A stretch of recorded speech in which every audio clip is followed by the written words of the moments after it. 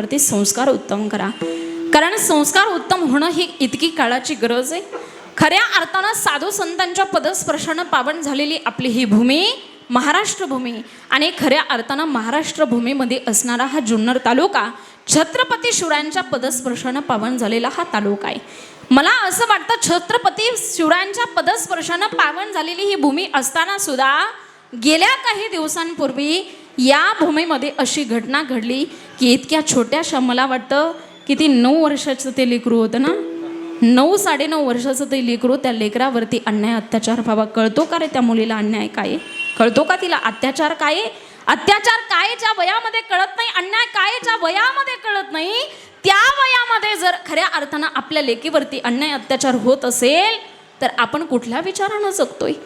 अरे ज्या महाराष्ट्राच्या मातीमध्ये खऱ्या अर्थानं रांझ्याच्या पाटलाचा चौरंग्या माझ्या छत्रपती शिवरायांनी केला, त्या छत्रपती शिवरायांचे संस्कार आपण विसरलो. मला वाटतं या महाराष्ट्राच्या मातीमध्ये या घटना जर थांबायच्या असतील ना, तर या महाराष्ट्राच्या मातीमध्ये पुन्हा एकदा छत्रपती शासन येणं काळाची गरज आहे. मला वाटतं आपल्या महाराष्ट्राच्या मातीला माझी लाडकी बहीण योजनेची गरज नाही, मला वाटतं आपल्या महाराष्ट्राच्या मातीला गरज आहे माझी लाडकी बहीण सुरक्षा योजनेची आणि छत्रपती शासनची. अरे ज्या दिवशी या महाराष्ट्राच्या मातीमध्ये छत्रपती शासन येईल आणि टकमक टोकावरून कडेलोटासारखी शिक्षा केली जाईल ना, त्या दिवशी थांबतील या घटना.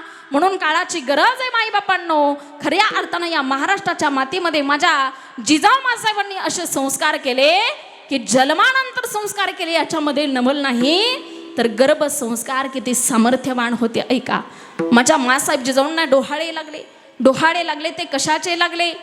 दासी विचारण्या करता आली, मासाहेब जिजाऊ तुम्हाला काय खावंसं वाटतं का? मासाहेब जिजाऊ तुम्हाला काय प्यावंसं वाटतं का?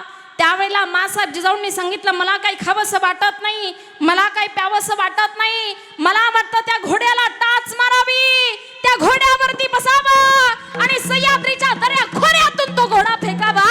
अरे हे डोळे माझ्या मासाहेब जिजाऊंचे होते. कुठं गेले हे मासाहेब जिजाऊंचे विचार?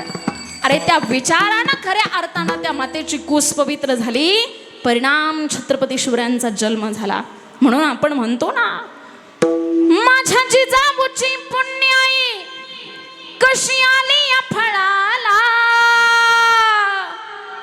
माझ्या जिजाऊची पुण्याई कशी आली या फळाला, तो बापाचा बापा राजा शोभा जन्मला, तो बापाचा बापा राजा शोभा जन्मला, तो बापाचा बापा राजा शोभा जन्मला, तो बापाचा बापा राजा शोभा जन्मला.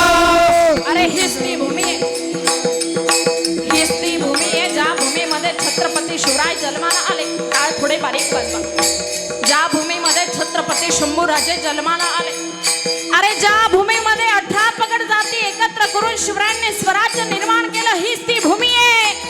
या भूमीचं वर्णन आपण एका शब्दात करू शकत नाही, इतका पावन आपला देश आहे, किती महान आहे. ऐका, एक बार गलती करे उसे इंसान कहते हैं, एक बार गलती करे उसे इंसान कहते हैं, 2 बार गलती करे उसे हैवान कहते हैं, 3 बार गलती करे उसे शैतान कहते हैं, बार बार गलती करे उसे पाकिस्तान कहते हैं, और पाकिस्तान की हर गलती को माफ करे उसे हमारा देश हिंदुस्तान कहते हैं. इतका भारत देश आपला महान आहे आणि त्या देशामध्ये आपण जन्माला आलो. अरे याच देशामध्ये एक तेजपुंज तेजस्वी तारा जन्माला येऊन गेला.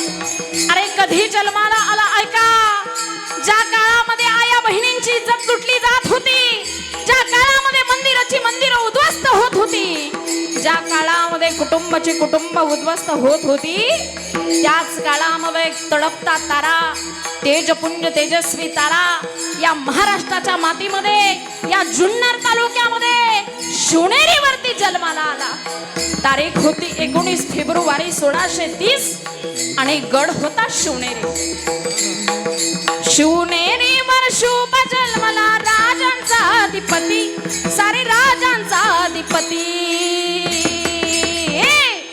दैवत छत्रपती नावचं दैवत छत्रपती दैवत छत्रपती नामचं दैवत छत्रपती दैवत छत्रपती नामचं दैवत छत्रपती दैवत छत्रपती नामचं दैवत छत्रपती शोभाचे मावळे आम्हाला नाही कुणाची भीती शोभाचे मावळे आम्हाला नाही कुणाची भीती दैवत छत्रपती नामचं दैवत छत्रपती दैवत छत्रपती नामचं दैवत छत्रपती दैवत छत्रपती नामचं दैवत छत्रपती दैवत छत्रपती नामचं दैवत छत्रपती अरे ऐका शिवनेरीवरती माझ्या राजाचा जन्म झाला आणि रामाच्या कृष्णाच्या अभिमन्यूच्या गोष्टी सांगत सांगत राजाचं बालपण चालू झालं. अरे आताच्या काळातले जिजाऊ जसे संस्कार करती ना तसे संस्कार माझ्या मासाहेब जिजाऊंनी केले नाही. पण त्या मातेचे संस्कार आज या महाराष्ट्राच्या मातीमध्ये राहिले नाही. परिणाम संभाजीनगर सारख्या घटना या महाराष्ट्राच्या मातीमध्ये घडतात. 2-4 दिवसापूर्वी घटना घडून गेली. अरे तो इतका तरुण वयामध्ये असणारा मुलगा संभाजीनगर जिल्ह्यामध्ये तिसगाव नावाचं गाव स्वतः तर गेलाच पण सोबत आपल्या आई वडिलांना सुद्धा घेऊन गेला रे. अरे मला वाटतं आत्महत्येचा विचार आपल्या मनात सुद्धा येऊ नये. कारण कुठेही असू द्या पण ज्या दिवशी तुमच्या मनात आत्महत्येचा विचार येतो ना त्या दिवशी एकदा हॉस्पिटलमध्ये जाऊन या एखाद्या दवाखान्यात जाऊन या. जन्म मृत्यूशी लढाई चाललेली असते त्या हॉस्पिटलमध्ये. अरे इकडे तुम्ही मरण्याकरता प्रयत्न करताय आणि तिकडे जगण्याकरता धडपड चालू आहे. टाळ थोडेसे बारीक वाजवा.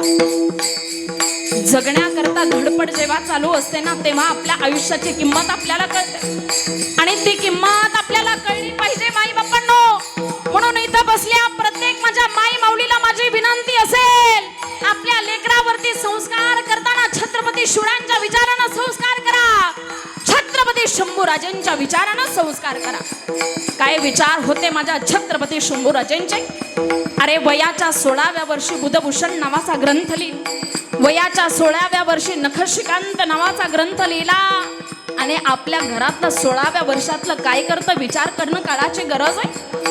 अरे त्या काळातली 5 वर्षाची मुक्ताबाई उपदेश करते तुमच्या घरातली मुक्ताबाई गावातल्या एखाद्या स्टेजवरती कंबर हलवत नाचते. महाराष्ट्राला शोभण्यासारखी गोष्ट आहे का. अरे नाचणाऱ्या त्या मुलींना म्हणावं कंबर हलवी स्टेजवरती नाचणार नाही. सांगायचं असेल तर छत्रपती शिवराय सांगेल. सांगायचं असेल तर अहिल्यादेवी होळकर सांगेल.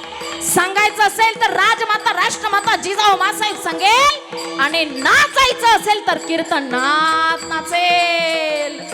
नाचू कीर्तनाचे रंगी ज्ञान दीप लावू जगी अशी तुमच्या घरातली लेक असली पाहिजे. म्हणून माझी एकच विनंती असेल तुमच्या सगळ्यांच्या चरणावरती या महाराष्ट्राच्या मातीमध्ये जगत असताना त्या छाव्याच्या विचारानं जगा. कारण स्वतःच्या विचारानं जगाल तर माती व्हाल आणि त्या छाव्याच्या विचारानं जगाल तर छत्रपती व्हाल. इतकी मोठी ताकद त्यांच्या विचारामध्ये. म्हणून ऐका घासल्याशिवाय धार नाही तलवारीच्या पातीला. घासल्याशिवाय धार नाही तलवारीच्या पातीला. शिवचरित्राशिवाय शंभू चरित्राशिवाय आणि संत विचाराशिवाय पर्याय नाही या महाराष्ट्राच्या मातीला. पर्याय नाही. म्हणून ज्याला ज्याला या महाराष्ट्राच्या मातीमध्ये जन्माला आल्याचा अभिमान ज्याला ज्याला माझ्या राजाचा स्वाभिमान आहे त्या प्रत्येकानं दोन्ही हात वरती करायचे बसलेले आणि जोरात गर्जना करायची. प्रौढ प्रताप पुरंदर सिंहासनाधीश्वर राजा